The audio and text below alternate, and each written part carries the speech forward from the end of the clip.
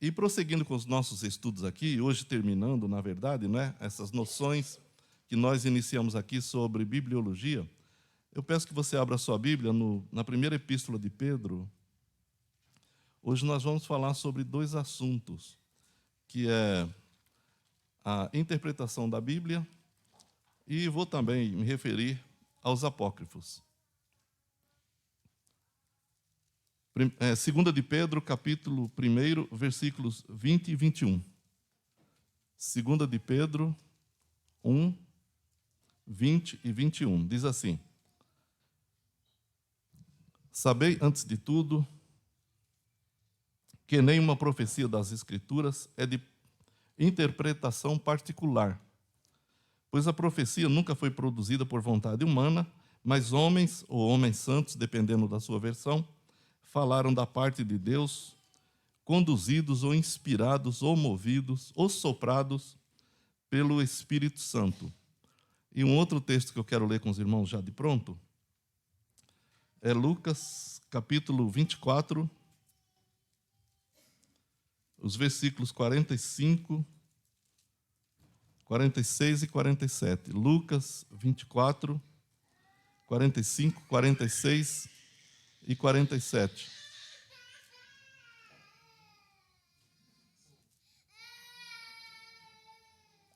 Veja um neto para que também serve, né? Ele é a alegria da vida da gente, mas de vez em quando ele é fogo. Lucas 24, do 45 ao 47. Então lhes abriu o entendimento para compreender as Escrituras e disse-lhes: Está escrito que o Cristo sofreria e ao terceiro dia ressuscitaria dentre os mortos, e que em seu nome se pregasse o arrependimento para perdão dos pecados a todas as nações, começando por Jerusalém.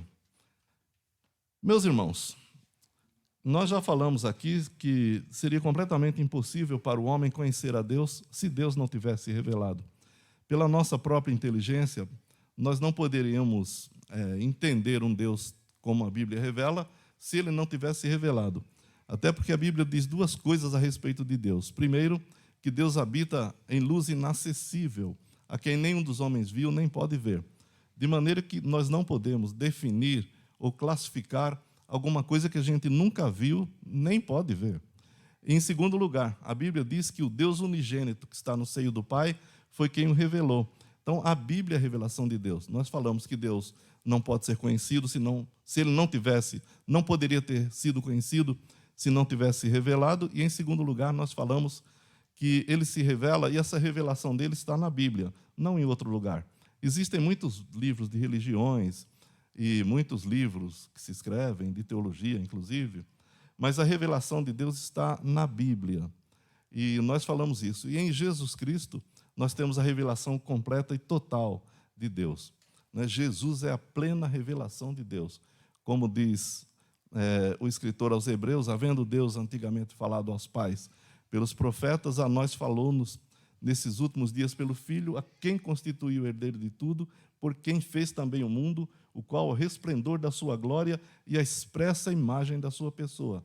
De maneira que tudo que nós podemos conhecer de Deus se resume em Jesus Cristo, que é a plena revelação de Deus. E Deus nos deixa a palavra dele escrita. Esse livro é um livro antigo, não é? Esse aqui é moderno, né? A Bíblia é um livro antigo. A Bíblia tem mais de 2.500 anos de escrita. Né? Começa no Antigo Testamento e termina já nos primeiros séculos da era cristã. Até o ano de 64, todos os livros da Bíblia, do Novo Testamento, já estavam escritos.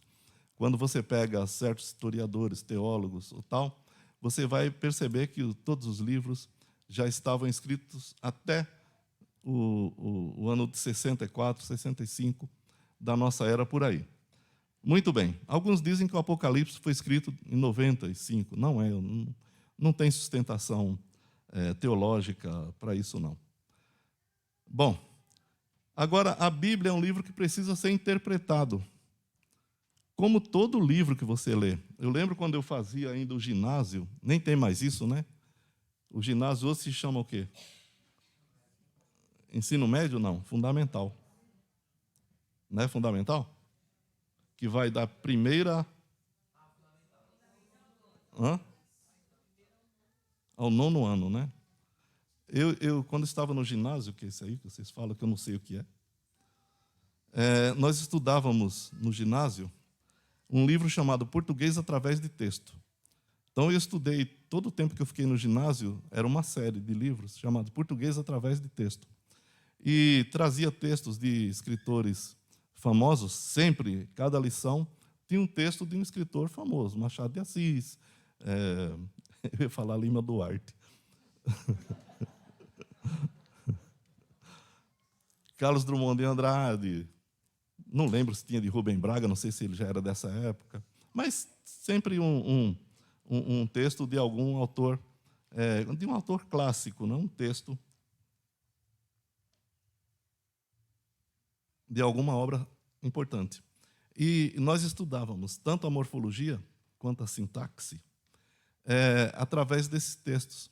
Nós íamos descobrir morfologicamente qual a função das palavras no texto, não é? Se substantivo, adjetivo, verbo, etc.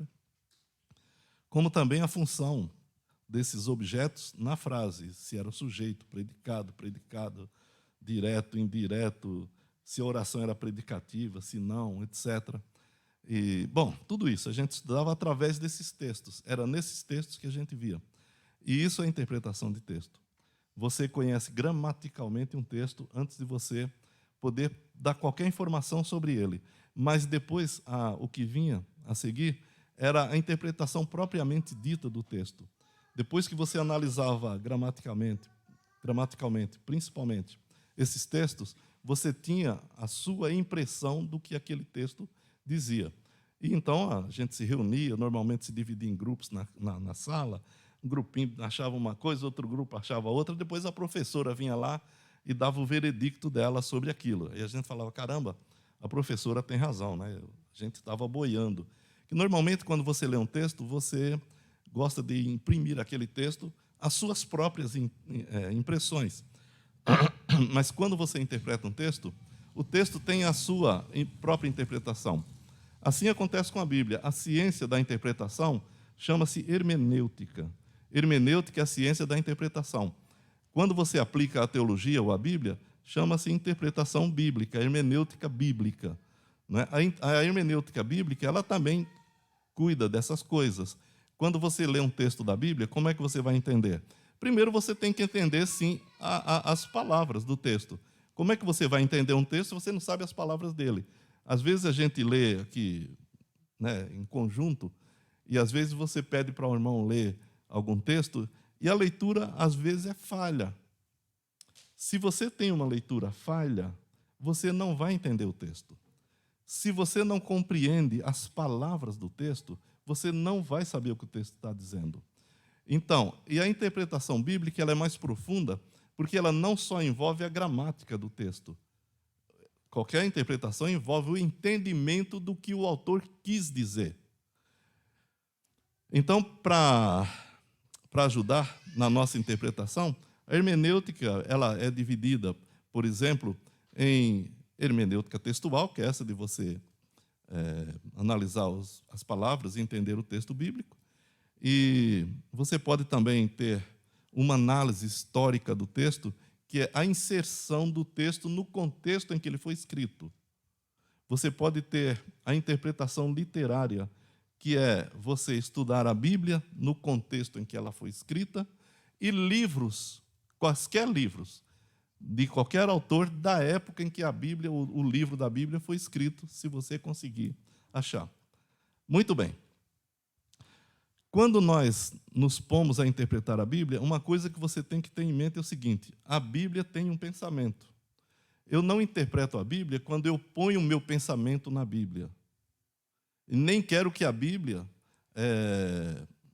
abalize o meu pensamento. Quando eu faço isso, eu erro. Eu tenho uma ideia, então eu quero achar versículos que digam que aquela ideia minha está certa. Isso não é interpretação. Você tem que ver o que a Bíblia pensa. A Bíblia pensa. A Bíblia tem uma mensagem. E quando você interpreta a Bíblia, você vai tirar da Bíblia o que ela diz, não o que eu quero que ela diga. Se eu pego a Bíblia e quero que ela diga tal ou qual coisa, eu vou errar na interpretação. E outra, a gente estava estudando na classe dos homens sobre ortodoxia e ortopraxia. A ortopraxia é a prática da doutrina, no caso da teologia. A ortopraxia é a prática da doutrina correta. A doutrina correta é ortodoxia. Nós teremos uma ortopraxia, ou seja, nós praticaremos corretamente a Bíblia quando a nossa ortodoxia estiver correta. Se você não tem um entendimento correto do que a Bíblia pensa, que é a ortodoxia bíblica, você não pode ter uma ortopraxia correta. O seu modo de ver, de sentir a Bíblia vai ser errado, porque você não extraiu da Bíblia o que ela dizia. Você quis que a Bíblia dissesse o que ela não disse, ou o que ela não diz. Existe uma interpretação, especialmente no mundo jurídico, chamada de interpretação autêntica. O que é uma interpretação autêntica? A interpretação autêntica é a interpretação do texto dada pelo próprio autor. Quando os autores de leis, de códigos principalmente, escreve código de processo civil, código militar, penal militar, processo, etc., a própria Constituição da República. Quando existem muitas dúvidas a respeito do que aquele texto quis dizer, normalmente os tribunais pedem para os autores daquele texto dizerem o que eles pensavam a respeito daquele texto. Então, eles vão dizer, olha, nós escrevemos isso pensando naquilo. Daí, isso é uma interpretação autêntica. Aí, todas as outras interpretações são tiradas e deixada a interpretação autêntica, que normalmente os tribunais superiores tomam aquilo e transformam aquilo em jurisprudência ou em normas, né, para que os outros juízes inteiros no Brasil sigam. Porque tem uma interpretação dada pelo próprio autor. Como nós não temos contato com o autor da Bíblia, propriamente dito, eu não posso falar com Deus como estou falando com vocês aqui. Ele não vai se apresentar sentado numa cadeira, eu vou dialogar com ele. Então, a hermenêutica bíblica usa de um recurso chamado, que é a primeira lei da hermenêutica bíblica, é que a Bíblia interpreta a própria Bíblia, ou a Bíblia interpreta a si mesma. Quando eu tenho dúvida a respeito de um texto, eu devo procurar em outros textos da Bíblia o que a Bíblia diz. Se eu tiver a capacidade de ver o que a Bíblia diz, eu não vou enfiar na Bíblia o que ela não disse. Isso vai virar heresia, sim, com certeza. E eu não posso pegar a Bíblia para tentar ela confirmar o que eu digo. Eu tenho que pegar o pensamento dela e seguir. O problema de interpretação bíblica tem gerado muitas heresias no mundo cristão. Vou dar só um exemplo. Não sei se eu vou dar só um exemplo, porque às vezes as coisas vão puxando uma outra, né? Vocês conhecem a Igreja Adventista do Sétimo Dia? Quem conhece? Todo mundo conhece? Como surge a Igreja Adventista do Sétimo Dia?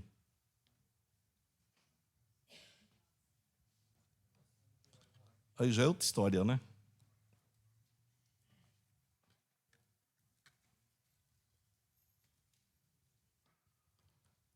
Bom, surge de movimentos. Ellen White era uma profetisa, e os adventistas têm os escritos de Ellen White como tão autoritativos quanto a Bíblia. Né? Jesus disse em Mateus 24, falando do retorno dele, que daquele dia e hora ninguém sabe. Nem os anjos, nem ele próprio, enquanto na terra, saberia. Não foi isso que ele falou? Daquele dia e hora, ninguém? Vocês têm medo de falar? Daquele dia e hora, ninguém? Aí sim, melhorou. Não vou falar que ficou excelente, mas melhorou. Daquele dia e hora, ninguém sabe. Quem falou isso? Quem? Jesus falou isso. Se Jesus disse que daquele dia e hora ninguém sabe, por que eu vou calcular o dia e a hora que ele vai voltar? Então, Ellen White e Companhia Limitada acharam por bem calcularem, segundo as profecias, a data do retorno de Cristo. Só estou dizendo que eles estavam querendo enfiar na Bíblia uma coisa que eles pensavam. E eles calcularam que Jesus voltaria em 1842. Aí eles venderam todas as propriedades que tinham, foram para um monte lá nos Estados Unidos esperar o retorno de Jesus. Se eles são firmes, estão lá até hoje. Jesus veio? Veio? Não, claro que não. Aí eles falaram, caramba, como é que a gente erra uns cálculos desses? Aí recalcularam. A gente vai achar. Aí recalcularam. Aí calcularam que Jesus viria em 1844. Aí fizeram a mesma coisa, venderam todas as propriedades, foram para o monte esperar Jesus. Jesus não veio.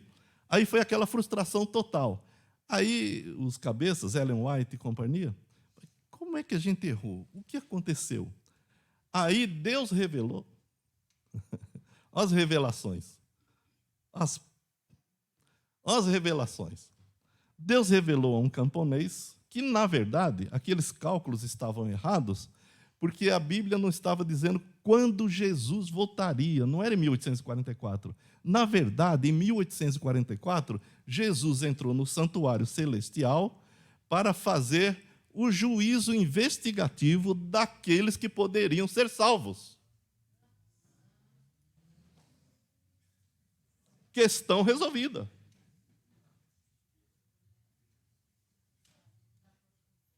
Certo? Então, Jesus entrou nos céus. Agora, olha a incoerência de tudo isso.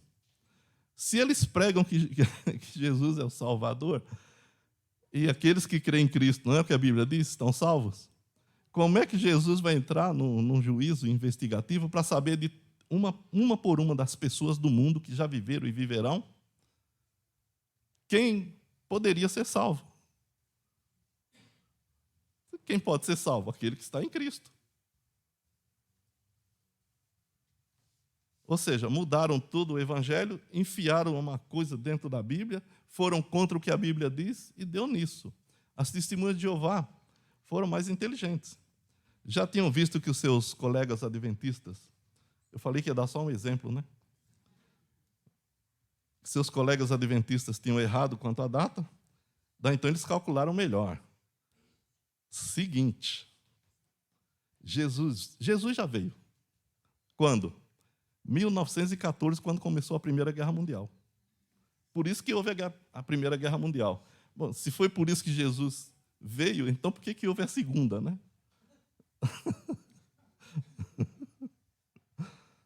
Eu só estou dando exemplos meio soltos, assim, para os irmãos entenderem como é um problema você enfiar coisas na Bíblia ou tentar dizer o que a Bíblia não diz. Isso não é interpretação. A correta interpretação da Bíblia, ela parte da própria Bíblia. Você analisa a Bíblia e se abstrai das suas ideias. Você vai entrar no universo, que nós dizemos que é inspirado por Deus, que é a revelação de Deus, e você vai ver o que a Bíblia diz a respeito de qualquer assunto que você queira falar, ou que você queira crer. Se o que você quer crer está de acordo com a Bíblia, você interpretou corretamente. Se você interpretou erradamente, você está fazendo a Bíblia dizer uma coisa que ela não disse, ou você está querendo que ela apoie suas ideias. A Bíblia não serve para isso. Meu chamado para você nessa manhã é que, se você quiser interpretar a Bíblia, qualquer crente pode interpretar a Bíblia? Pode. Mas o que é que o próprio Senhor Jesus Cristo fez aqui no capítulo 24 de Lucas, que nós lemos? Os discípulos de Jesus eram judeus e conheciam a lei. Eles conheciam formalmente a lei. Eles não tinham uma interpretação correta da lei. A gente já falou muitas vezes sobre a interpretação que os judeus davam da messianidade do Filho de Deus quando viesse. E não combinava em absolutamente nada com Isaías 53, nem com todos os rituais do Antigo Testamento. Segundo eles, já falei isso diversas vezes, estão careca de ouvir, eu estou careca de falar. Eles esperavam que o Messias assumisse o trono de Davi, destronasse os romanos, tornasse Jerusalém a capital do mundo. Jesus foi morto pelos romanos. Não fez o que eles imaginavam. E eles ficaram frustrados quando Jesus morreu, porque, segundo eles, o Messias não morreria. João escreve sobre isso. Jesus, quando disse que o Filho do Homem seria levantado, eles perguntaram: quem é esse Filho do Homem? Pois o Messias não morre. Então eles tinham essa ideia. Jesus morreu. Aí como é que eles poderiam interpretar corretamente a Bíblia? Quando não se cumpriu aquilo que eles esperavam, eles ficaram extremamente frustrados. Jesus os encontra e em Lucas 24, 45, então lhes abriu o entendimento para compreender as Escrituras. Ou seja, é por operação de Deus que um verdadeiro crente compreende as Escrituras. E no texto que nós lemos em 2 de Pedro, vejam só,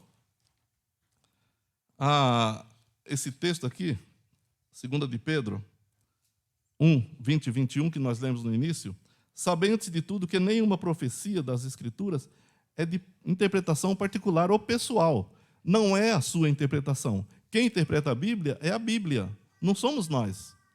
Você não precisa estar vendo a Bíblia sob a ótica do André, sob a minha ótica, sob a ótica do Brenner, sobre a ótica do Davi, nem de nenhum teólogo. Você pode ver a Bíblia segundo a ótica de Deus. É só você interpretar corretamente. Então, se abstraia do que você pensa e olhe o que a Bíblia diz. E creia no que ela diz e pratique o que ela diz.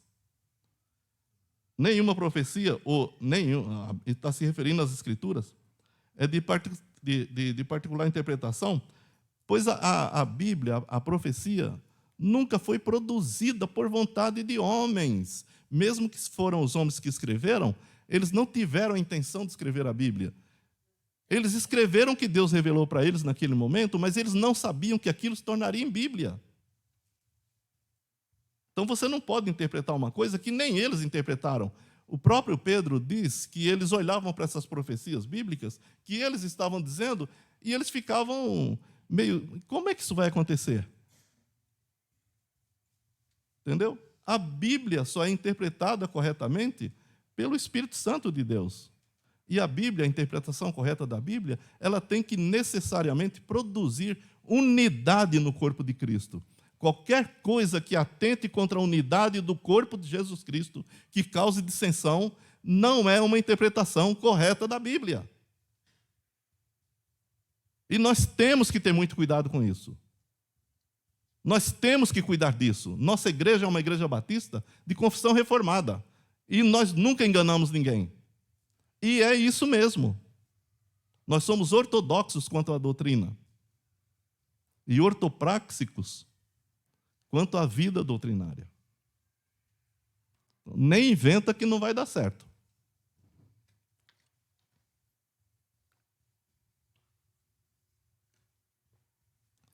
Eu disse que iria falar também sobre os livros apócrifos. Os livros apócrifos são acréscimos à Bíblia. A nossa Bíblia tem quantos livros? 66 livros. 39 no Antigo, 27 no Novo Testamento. Quando você pega uma Bíblia católica, ela tem 72 livros. Então tem livros a mais. Por que surgiu isso? É outro problema de interpretação. Quando foi traduzido o Antigo Testamento para o grego, em cerca de 200 a.C., tinha os 39 livros do Antigo Testamento. Já tinham, porque eram esses livros que os judeus consideravam inspirados por Deus. Mas depois da tradução da própria Bíblia, os eruditos lá de Alexandria, onde foi feita a Septuaginta, eles resolveram traduzir mais alguns livros e traduziram esses apócrifos que tem na Bíblia católica, só que ressalvando que eles não eram considerados inspirados. No ano de 410, mais ou menos, Jerônimo traduziu a Septuaginta para o latim, é a chamada Vulgata. Depois ele andou pesquisando também textos hebraicos. E ele resolveu traduzir também, eu estou falando muito geralmente, irmãos, tem muitas coisas. Ele resolveu traduzir também os apócrifos com a mesma ressalva. Esses livros não são considerados inspirados, mas são de boa leitura. O que é que a igreja romana, que começa a tomar força a partir dos anos 400, faz? Eles leem os apócrifos como leem os canônicos. Então, eles não têm o cuidado de separar. Quando aconteceu a Reforma Protestante, né, a data de 1517, foi antes disso, quando acontece a Reforma Protestante, e Martim Lutero traduz a Bíblia para o alemão, pela primeira vez a Bíblia é traduzida para um idioma local de uma nação. Não, os ingleses já tinham traduzido antes. Então ele traduz só os 39 do Antigo Testamento, os 27 do Novo Testamento. E como os reformadores batiam muito nas doutrinas católico-romanas, e uma delas, tinha muitas, né, mas a venda de indulgências, eles pregavam a salvação pela graça em Jesus Cristo.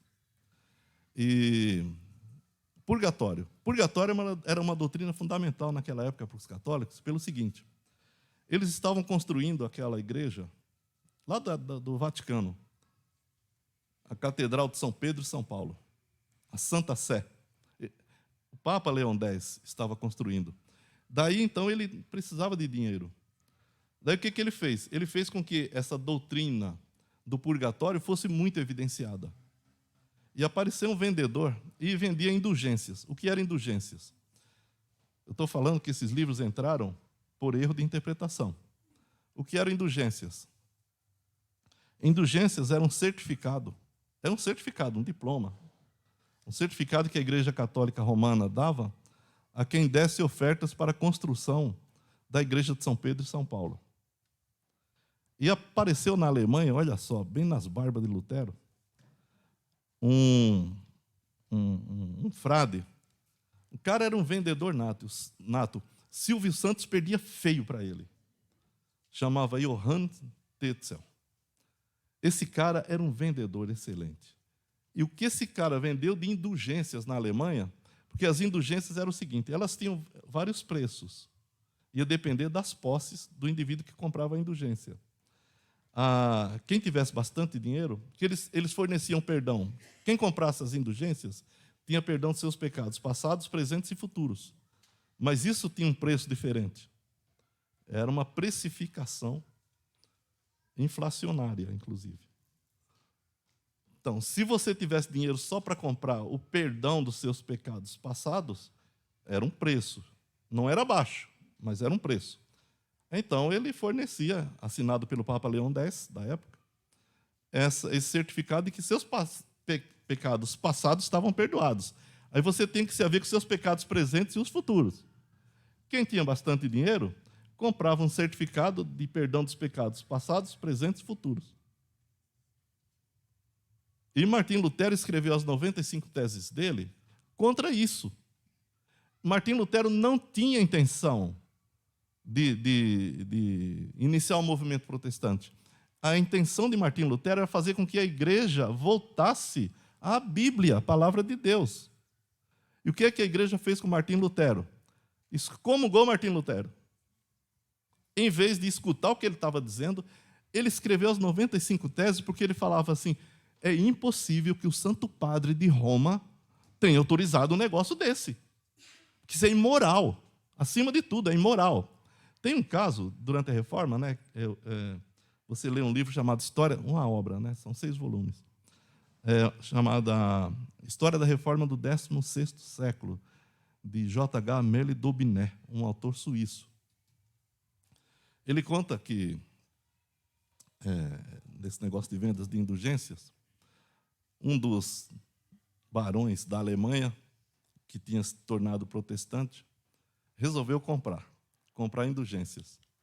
Aí ele comprou indulgências de pecados passados, presentes e futuros. Ele era protestante e era um dos barões da Alemanha. Ele comprou um certificado de indulgência de perdão dos pecados passados, presentes e futuros. Tudo bem, deu o dinheirão lá para o Tetzel. Aí chegou mais na frente, ele pegou a espada dele e assaltou o Tetzel. E tomou todo o dinheiro de volta. E não fugiu. Aí foi preso. Mesmo sendo barão, a igreja tinha muito poder naquela época, a igreja romana. Prendeu o tal barão e levou ele para o tribunal. E o barão, na dele, né? Aí chegou, houve acusação, houve toda aquela parafernália que eles faziam na época da Inquisição. Ele seria condenado à morte na fogueira. Aí, quando o juiz deu a sentença, que era um bispo, Ele pegou, puxou de dentro da roupa o certificado. Falou, mas eu não posso ser condenado. Meu pecado está perdoado. Aí tiveram que admitir que ele não tinha cometido nenhum pecado assaltando o vendedor de indulgências. Bom, você vê que quando se interpreta erradamente as Escrituras e se prega isso, os problemas crescem, eles pululam, eles aumentam. Porque heresia, irmãos, não começa assim, o cara chega assim e fala, eu sou um herege, eu vim aqui para pregar minha heresia para vocês. Minha heresia é muito boa e está baseada na Bíblia. Toda heresia está baseada na Bíblia. Só que interpretada erradamente. Testemunha de Jeová anda com a Bíblia debaixo do braço, não anda? Adventista também. Uma vez veio um adventista aqui na porta da igreja, e ele ficou lá atrás ali. Aí no final do culto ele veio falar comigo. Ele falou assim para mim, olha, prazer, eu sou fulano, sou colportor. Como chama aquela editora deles aí?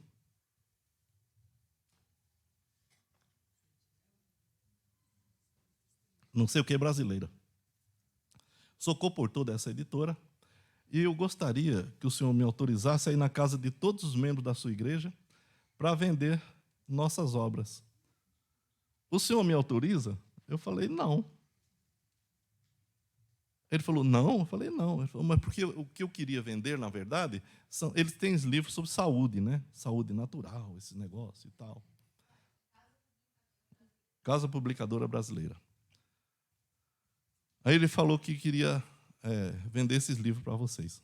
Eu falei, não. O senhor não autoriza, então? Eu falei, não. Por quê? Eu falei, porque junto com os seus livros de natureba, você vai levar a sua doutrina. Não, não. Falei, vai sim. Essa é a intenção de vocês. É assim que vocês começam. Então, eu não autorizo. Eu falei, se algum irmão chamar você e pedir para ir na casa dele, eu não posso fazer nada, porque é a casa do irmão. Mas eu não autorizo. Aí ele falou, o senhor autoriza ir na sua casa? Eu falei, autorizo. Aí nós marcamos um dia. Aí chegou lá, eu dei uma lição de Bíblia nele lá. Ele quase virou batista. Ele só não virou batista por causa da megera da esposa dele.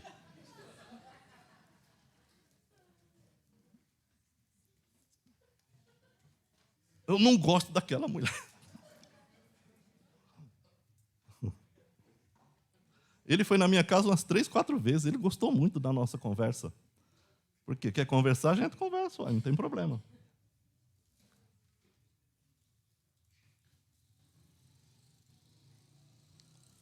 Estou me moendo tudo aqui. Então, em 1535, como o movimento da Reforma Protestante aumentou demais e tomou conta da Europa praticamente, né, na Alemanha, na Suíça, grandes homens, grandes nomes também, né, como Eurico Zwinglio, na Suíça, em Zurique, depois João Calvino, em Genebra, Martim Lutero, na Alemanha, e a Reforma, e outros ingleses também, a Reforma começa a se expandir pela Europa. Então, a Igreja Católica houve por bem, falei das indulgências, porque Tetzel dizia o seguinte, quando a moeda bate no fundo do cofre, uma alma sai do purgatório. E os protestantes batiam muito nessa ideia deles lá, de purgatório. Então, quando a reforma expandiu-se pela Europa, a Igreja Católica percebeu que não tinha como reter mais o movimento. Aí o que eles fizeram? Chamaram um concílio, o Concílio de Trento, que vai de mais ou menos 1535 a 1546. Será que é isso? Ou de 1539 a 1546. Esse concílio é chamado de Concílio da Contra-Reforma. E nesse concílio eles resolveram canonizar os livros que não eram canônicos, e eles não poderiam fazer isso porque livros do Antigo Testamento são de competência dos judeus. Quem pode dizer que os livros do Antigo Testamento são canônicos ou não? Não é a Igreja Romana. São judeus. E eles já tinham declarado que os 39 livros eram canônicos. Daí então a Igreja Romana resolveu canonizar esses livros. Por quê? Porque no livro de Macabeus consta que Judas Macabeu, que era um comandante lá de Israel, Numa das batalhas, quando morreram soldados israelitas, e eles voltaram, ganharam a guerra, tal e tudo, voltaram, Judas Macabeu ofereceu sacrifícios pelas almas dos que morreram em combate.